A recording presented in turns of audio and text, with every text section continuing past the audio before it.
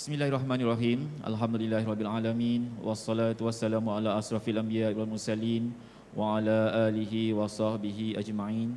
Wa man yattaqillaha waj'alahu mahraja wa yarzuqhu min haitsu la yahtasib wa man yatawakkal 'ala Allah fa huwa hasbuh. Innallaha balighul amri. Qad ja'alallahu likulli syai'in qadra. Majlis mengalu-alukan yang berbahagia Profesor Datuk Dr. Abdul Razak bin Haji Omar, Pengarah Kampus Pagoh UTHM, yang berbahagia Profesor Madya Dr. Afandi Ahmad, Penolong Lab Chancellor Pejabat Perancangan Strategik dan Komunikasi Korporat UTHM, yang dihormati lagi dinantikan Cik Nur Azmi bin Muhammad Narawi, Penasihat Undang-Undang Jabatan Perkhidmatan Awam Malaysia. Selamat datang ke UTHM Tuan. Yang dihormati Puan Nolia binti Yaakob, Penasihat Undang-Undang Pejabat Penasihat Undang-Undang UTHM, pegawai-pegawai kanan universiti, pegawai-pegawai universiti, tuan-tuan, puan-puan sidang hadirin yang dihormati dan dikasihi sekalian. Syukur Alhamdulillah pada hari ini hari Ahad 11 Mac 2018 bersamaan 23 Jamadil Akhir 1439 Hijrah, kita dapat bersama-sama hadir dan berada di Dewan Tunku Mahkota Ismail ini dalam majlis iaitu kursus pengurusan tata tertib staf Universiti Tun Hussein Om Malaysia. Hadirin sekalian, antara matlamat kursus ini diadakan: pertama, menambah pengetahuan dan kefahaman kepada semua penyelia atau ketua jabatan mengenai peruntukan di dalam Akta 605 khususnya melibatkan isu-isu tata tertib staf. Kedua, memberi peringatan dan kesedaran kepada semua penyelia, ketua jabatan mengenai tanggungjawab serta kepentingan mengawasi atau menyelia pegawai-pegawai bawahan masing-masing. Ketiga, meningkatkan kefahaman ketua jabatan dan penyelia mengenai prosedur tindakan yang tepat dalam mengendalikan kes salah laku staf. Dan yang keempat, memastikan visi dan misi universiti tercapai melalui kecemerlangan sahsiah staf di semua pusat tanggungjawab.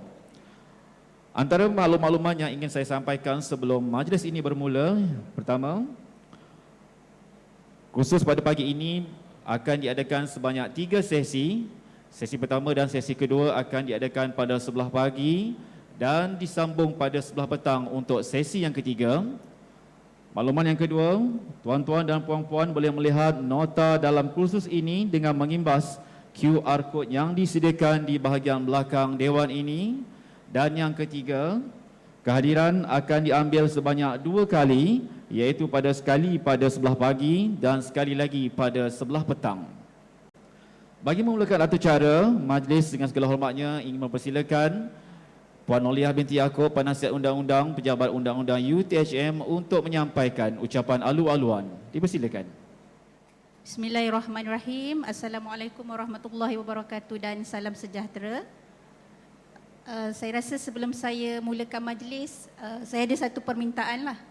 Mohon semua tuan-tuan dan puan-puan untuk dapat memenuhkan kerusi di hadapan. Kerana kalau kita menghadiri majlis ilmu, dia punya ilmu tu dia datang dari depan sampai belakang. Jadi yang paling depan tu paling banyak dapat. Dipersilakan dulu untuk memenuhkan kerusi di hadapan. Dan saya rasa insya-Allah hari ini semua yang hadir adalah ketua jabatan, penyelia-penyelia yang insya-Allah mudah untuk memberikan kerjasama. Jadi saya jemput tuan-tuan dan puan-puan untuk memenuhkan kerusi di hadapan dulu ya. Saya bagi pihak majlis mengucapkan ribuan terima kasih atas kerjasama tuan-tuan dan puan-puan yang dapat memenuhkan kerusi di hadapan pada pagi ini. Okey. Terima kasih saya ucapkan kepada saudara pengacara majlis yang saya hormati, Yang Berbahagia Profesor Datuk Razak, Pengarah Kampus Pagoh, Yang Berbahagia Profesor Madya Dr. Afandi, Penolong Lab Chancellor Komunikasi Korporat yang diraikan, dan saya sangat rasa terharulah kepada penceramah kita pada hari ini, Tuan Nur Azmi Muhammad Narawi, Penasihat Undang-Undang DJPA, kerana sudi memenuhi undangan kami warga UTHM pada pagi ini. Dekan-dekan, ketua-ketua jabatan, penyelia-penyelia, sahabat-sahabat semua, dan juga saya ucapkan terima kasih kepada pejabat pendaftar yang dapat bekerjasama dengan pejabat penasihat undang-undang pada hari ini untuk mengadakan kursus pengurusan tata tertib staf yang sebenarnya sangat penting kepada kita semua selaku ketua jabatan dan juga penyelia kepada staf. Hadirin dan hadirat yang saya hormati sekalian, untuk makluman semua, kursus ini sebenarnya kalau kita sebagai ketua atau penyelia kepada staf merupakan kursus yang paling wajib untuk kita ketahui. Saya nak bagi beberapa senario lah yang berlaku di universiti. Pertama, kita pernah terima aduan dan juga maklum balas berkenaan dengan kegagalan penyelia untuk memantau tingkah laku staf bawahan. Contohnya, staf tak hadir lebih 7 hari tapi dibiarkan begitu saja. Dan ada paling teruk sekali, staf tak hadir lebih 6 bulan tapi tidak dimaklumkan kepada pihak pengurusan universiti.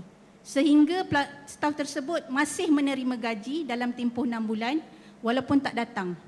Jadi tuan-tuan dan puan-puan, sebenarnya pihak universiti bukan setakat boleh ambil tindakan kepada staf yang tak datang, tetapi juga boleh ambil tindakan kepada penyelia staf termasuk dekan atau ketua jabatan.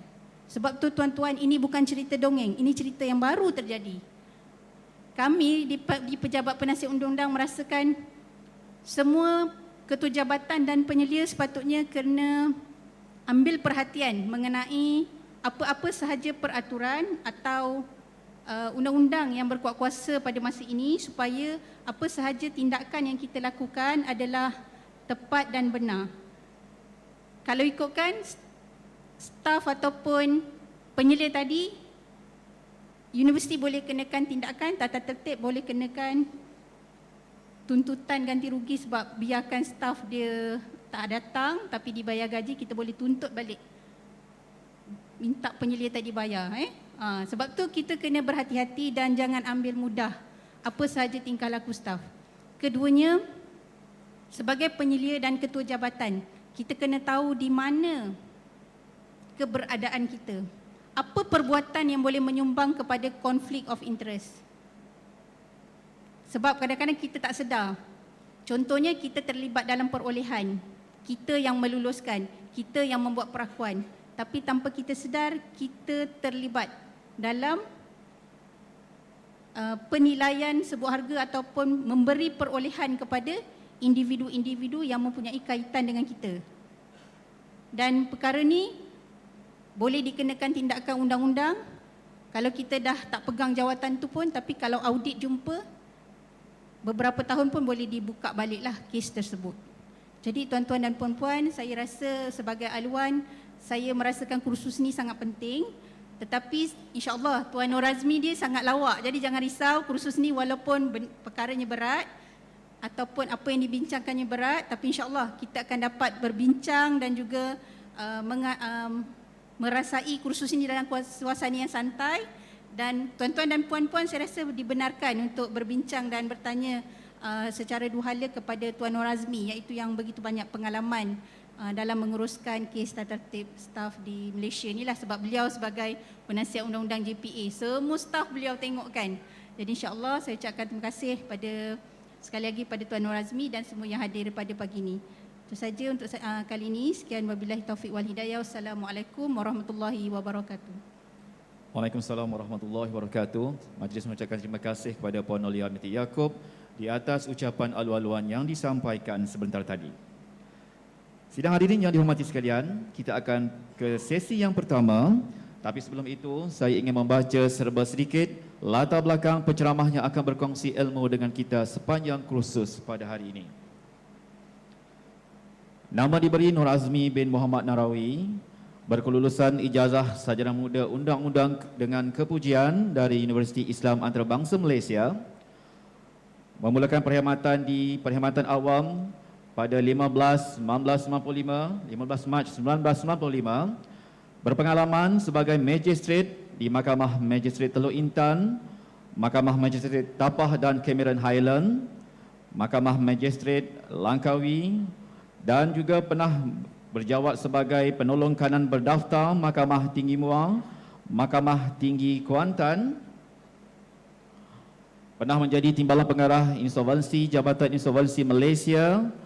Pernah menjadi penolong penasihat undang-undang Pejabat Penasihat Undang-Undang Negeri Perak.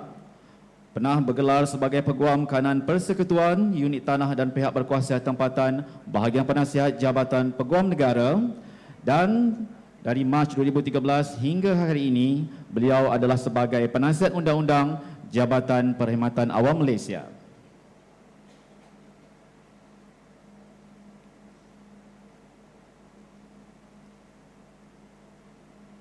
Sidang hari ini yang dihormati sekalian, tanpa melengahkan masa majlis, dengan segala hormatnya mempersilakan Encik Nur Azmi bin Muhammad Narawi, dan beliau akan menyampaikan ceramah pada sesi yang pertama ini dengan tajuk jenis-jenis kesalahan tata tertib di bawah Akta Badan-Badan Berkanun, Tata Tertib dan Surcharge 2000 Akta 605. Majlis dengan segala hormatnya mempersilakan.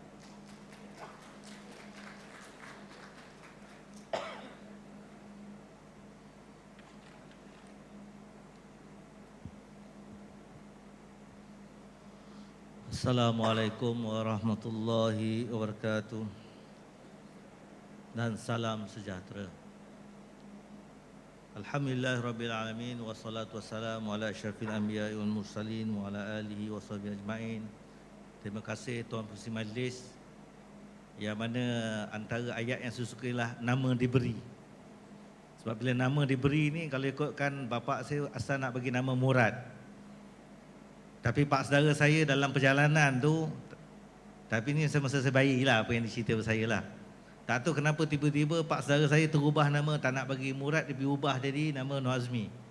Ialah ilham dari langit lah, daripada Lauh Mahfuz. Sebab nama-nama kita yang diberi itu, maksud dia nama-nama tu dah ada kat Lauh Mahfuz. Jadi nama Murad tu tak terlekat pada nama saya. Tapi saya suka ayat tadi, nama diberi.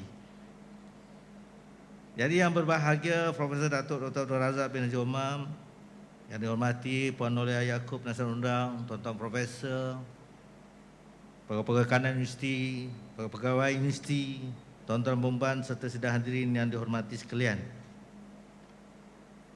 Kalau tak silap saya, dalam tahun lepas Oktober, saya diminta untuk bagi ceramah lebih kurang yang sama lah, tapi dalam masa 1 jam kepada lembaga pengarah universiti.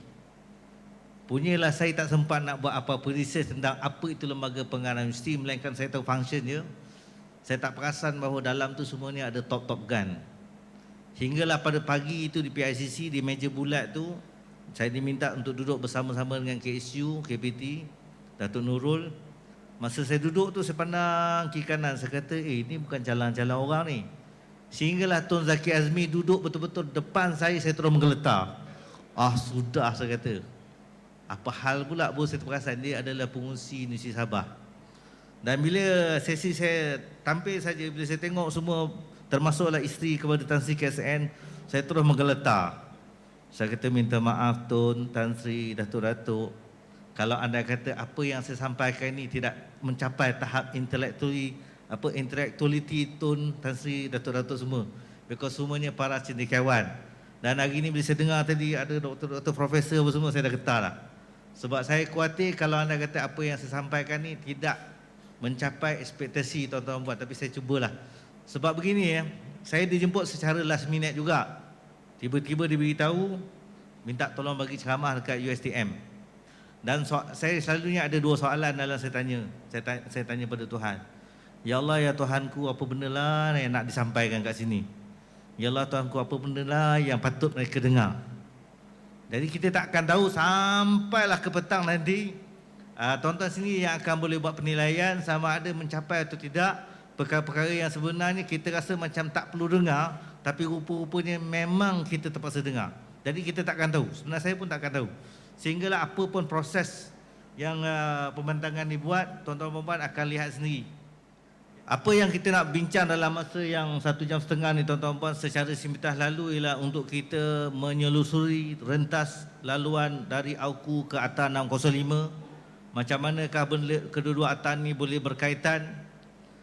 Ada yang sampai berbahas perkataan menyelusuri itu datang daripada perkataan mana? Selusur atau telusur.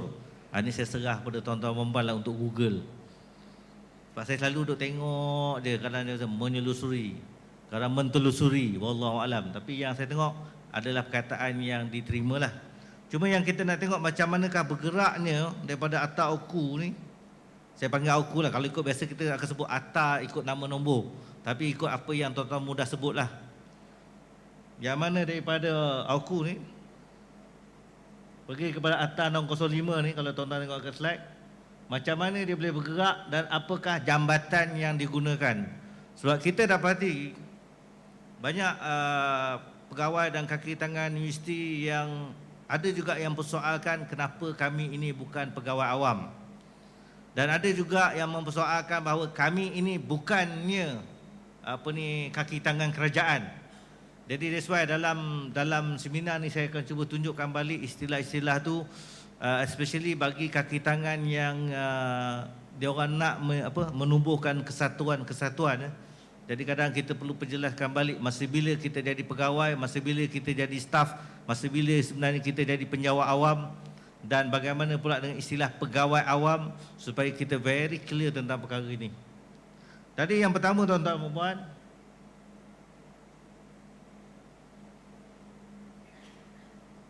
kita tahu ini adalah kerajaan, kalau tuan-tuan lihat dalam slide. Dan di bawah kerajaan kita, walau bagaimana kerajaan pun ada ketua dia, iaitu Yang Tuan Agong. Yang mana di bawah perkara 39, Yang Tuan Agong antara lainnya adalah memastikan rakyat mendapat pendidikan. Tapi takkanlah Yang Tuan Agong nak datang kat sini UiSTM nak ngajar tuan-tuan dan puan. Duduk sini, better ingin mengajarkan ilmu sains komputer, tak ada. Jadi dalam hal ni, apa yang akan Yang Tuan Agong buat, sama ada dalam 3 kaedah: empowerment, delegation ataupun authorization. Jadi kalau saya nak terangkan 3-3 ni tuan-tuan, 3 hari 3 malam tak habis. Memang panjang sebenarnya, tapi saya nak buat ringkas, because saya percaya tuan-tuan puan bila tengok perkataan tu tahu benda lah, boleh agak dah benda ni. Tetapi untuk pendidikan, saya nak fokus pada universiti dulu. So dalam hal fungsi-fungsi eksekutif yang berkaitan dengan pendidikan, berasaskan pada perkara 74-77, diperihalkan di bawah butiran 13 mengenai pendidikan, dan ada kaitan dengan butiran 6, iaitu pihak berkuasa awam persekutuan. Yang mana tuan-tuan dan puan, kesemua ini akhirnya digambarkan melalui akta-akta ini. Yang pertama sekali, Akta Fungsi-Fungsi Menteri 1969. Ini sebenarnya kita kena tahu supaya kita kena tahu dia punya change of command. Sebab banyak kadang-kadang ada pihak-pihak yang mempersoalkan kenapa universiti tiba-tiba macam tertakluk pula pada arahan menteri-menteri. Jadi kita puas dia punya change of command tu kenapa. Terutama kadang-kadang kaki tangan dia rasa dia orang adalah macam bebas patutnya daripada apa-apa arahan menteri. Kemudian ada Akta Universiti, kemudian Akta Badan Berkanun, kemudian Akta Badan Berkata Tertib, dan jangan dilupakan dia juga ada kaitan dengan Akta Pencen, pihak berkuasa berkanun dan tempatan. Semua ini ada kaitan dengan kawalan tata tertib. Kita tak boleh miss benda ni. Tapi tuan-tuan dan puan, kalau tak faham jangan risau. Ini kerja PU kena tahu. Jadi penasihat undang-undang memang kena tahu. Kalau tuan-tuan dan puan tak berapa hafal, jangan risau. Tapi kita legal advisor kita kena tahu, because kadang-kadang bila kita universiti dicabar di mahkamah, kadang-kadang kita kena tahu di mana position kita dari segi undang-undang. Cuma tadi kalau tuan-tuan perasan puan PU kita kata tadi, ceramah saya ni adalah santai. Memang sebenarnya saya akan buat santai. Cuma awal-awal ni saya tak dapat nak santaikan benda-benda yang berat ni.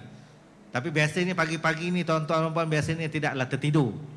Sebab saya ni profesor, saya ni selalu saya akan berlawan dengan diri saya sendiri, iaitu pastikan rakan-rakan tuan-tuan puan ni mana tuan-tuan puan tidak tertidur. Kalau tuan-tuan puan tertidur, mana saya kalah. Jadi saya kena cek jalan. Tiba-tiba kalau siapa terlelap, tiba-tiba dengar cerita, ni apa pula cerita pelik sangat, tak ada kena-mengena pun tak tertib. Maknanya sebenarnya kalau tertanya-tanya tu, itulah cara saya menyuntik balik. Abang, jaga bang, jaga bang. Satu perkara. Kemudian kalau dalam masa ceramah ni tuan-tuan puan, sebenarnya saya dah bagi thumb drive tadi kat puan PU kita, yang mana siapa-siapa yang ada bawa laptop, cantik sangatlah kalau nak copy terus dalam laptop. Yang ni saya tidak ada copyright, semua nota-nota saya tidak ada copyright. Tuan-tuan boleh copy nota-nota saya, dan tuan-tuan juga boleh minum belanja saya minum kopi. Mana-mana pun boleh. Okey. Ini semua saya buat untuk freelance dan free lunch. Dapat free lunch hari ini pun jadilah. Okey. Makan tengah hari free. Okey. Tentang kuasa perundangan yang mana saya ringkaskan tadi, ini nota dia tuan-tuan dan puan. Sebenarnya saya tak akan terangkan satu-satu. Sebab yang ni tuan-tuan perempuan boleh baca, tapi macam mana pun kalau tak dapat nak baca, tak dapat faham, tak ada masalah. Sebab itu adalah tugas penasihat undang-undang. Jadi saya akan terus skip saja. Sebenarnya yang nota yang dibuat dalam URL tu sebenarnya nota yang betul-betul untuk cetakan. Sebab kalau ikutkan saya nak bagi yang ini, saya tak dapat nak email. Pasal dengan animation dia, dengan gambar grafik semua dia terlalu berat. Itu pun saya dah hejah, saya dah banyak sikit-sikit akhirnya yang mana yang saya rasa paling penting lah untuk dirujuk untuk sebagai bahan bacaan. Tapi yang ini tuan-tuan, saya dah tinggal kat sini, siapa nak ambil lah, tak ada masalah. Kalau siapa nak buat tesis pun, please, buatlah apa benda. Ada pentadbiran awam sini, undang-undang pentadbiran? Tak ada kan? Kalau ada siapa-siapa yang buat undang-undang pentadbiran, nak buat apa master ke PhD, please welcome. Pasal ada juga yang pensyarah-pensyarah yang datang ke JPA jumpa saya dan saya bagi guide macam mana nak buat, because saya memang terlalu harap sangat ada orang yang boleh tulis. Because apa yang saya bentang ni tuan-tuan, itu yang kata mungkinlah sebahagiannya tuan-tuan tidak akan jumpa dalam textbook.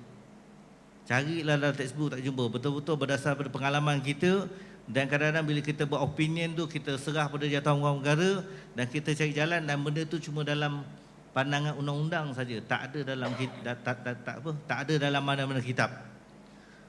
Dan tadi yang seterang fungsi menteri, yang mana menteri ini bertanggungjawab. Seterusnya tentang apa ni, jentera kerajaan. Kalau tuan-tuan lihat di sini di bawah butiran 6, di sinilah sebenarnya kita nak kena tahu universiti adalah sebahagian daripada jentera kerajaan. Itu yang kita kena tahu.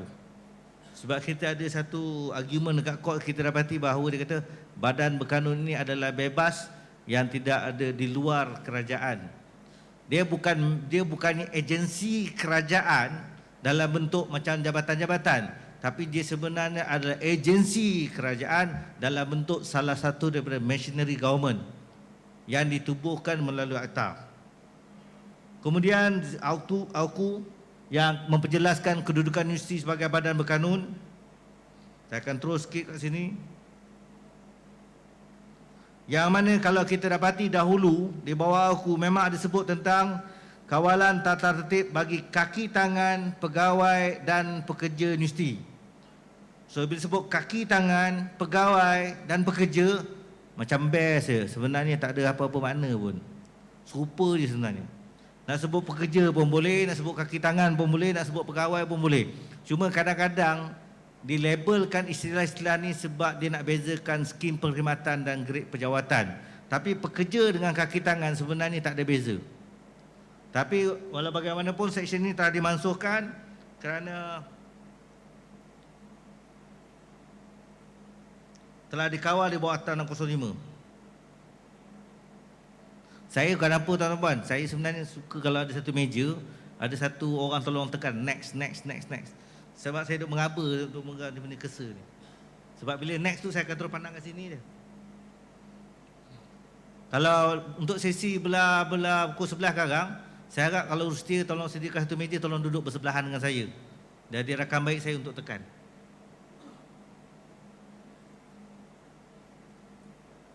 Okey. Kemudian di bawah Akta 605 tuan-tuan lihat bahawa terpakai pada semua badan berkanun kecuali yang dikecualikan. Okey, next.